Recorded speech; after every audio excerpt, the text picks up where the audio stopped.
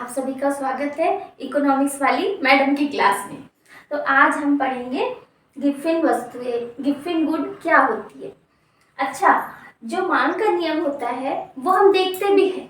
उसमें होता है कि जैसे किसी वस्तु की कीमत बढ़ी तो उसकी मांग कम हो जाती है, और यदि किसी वस्तु की कीमत कम हो जाती तो उसकी मांग बढ़ जाती है।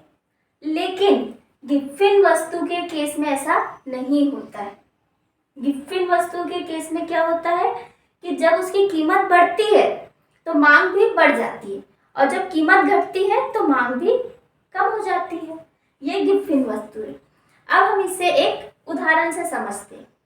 एक व्यक्ति है, वो हम सभी अपने घर में सब्जी खाते हैं, ठीक है। कभी पनीर बन जाता है, कभी आलू बन जाता है। तो ऐसे एक व्यक्ति का बजट है 200 रुपये का। अब उसने सोचा कि मुझे आलू भी खरीदने हैं और पनीर भी खरीदना है, ठीक है। तो पहले आलू की कीमत थी 20 रुपये, तो खरीदता था 5 किलो आलू। और पनीर की कीमत थी 100 रुपये प्रति किलो, तो वो खरीदता था एक किलो पनीर। तो उसका बजट कितना हो जाता था? 200 रुपये हो जाता था उसका बजट, ठीक है। बाद में क्या हुआ कि जब कीमत बढ़ गई, आलू की कीमत बढ़ गई, पनीर की भी कीमत बढ़ गई, तो आलू की कीमत बढ़ के 25 रुपये प्रति किलो हो गई। तो अब वो पहले 20 रुपये पे 5 किलो खरीदता था, अब 25 रुपये प्रति किलो पे 8 केजी आलू खरीदने लगा है।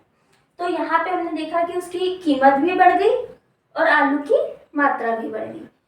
और वहीं पे पनीर के साथ क्या हुआ कि पनीर की कीमत बढ़ी तो उसकी मात्रा 0 हो गई, ठीक है।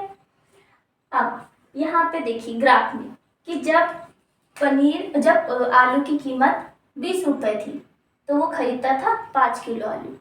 अब जब आलू की कीमत बढ़कर 25 रुपये प्रति किलो हो गई तो उसकी मात्रा भी 5 किलो से बढ़ के 8 किलो हो गई, ठीक है।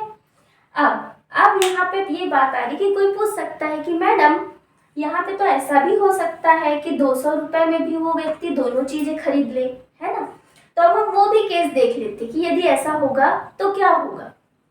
पहले 20 रुपये प्रति किलो था तो 5 किलो आलू खरीदता था।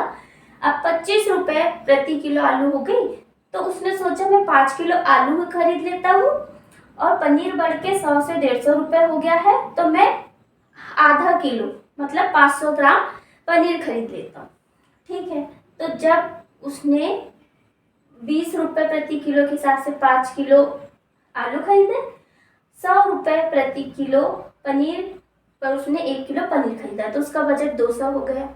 अब जब दोनों की कीमतें बढ़ गई तो उसने 25 रुपये प्रति किलो आलू हुए तो 5 किलो आलू खरीदे, और 150 रुपये पनीर का प्राइस बढ़ गया तो आधा किलो मतलब 500 ग्राम पनीर खरीदा। तभी भी उसका बजट 200 तो हो गया। लेकिन यहाँ पे क्या कहा था सबसे पहले, कीमत बढ़ी है तो मांग भी बढ़नी चाहिए। यहाँ पे देखिए पहले भी 5 किलो ले रहा था, वो खरीद रहा था। अब कीमत तो बढ़ गई लेकिन फिर भी 5 किलो ही खरीद रहा है, तो मांग तो नहीं बढ़ी। कीमत बढ़ गई लेकिन वस्तु की मांग नहीं बढ़ी, तो ये गिफ्टिंग गुड नहीं कहलाएगी। गिफ्टिंग गुड कहलाने का नियम ही ये है कि जब प्राइस बढ़ता है तो उसकी मात्रा भी बढ़ती है, या फिर जब प्राइस कम होता है वस्तु का तो उसकी मात्रा भी कम होती है। तो आई होप कि आपको गिफ्टिंग वस्तु क्या होता है समझ में आया होगा।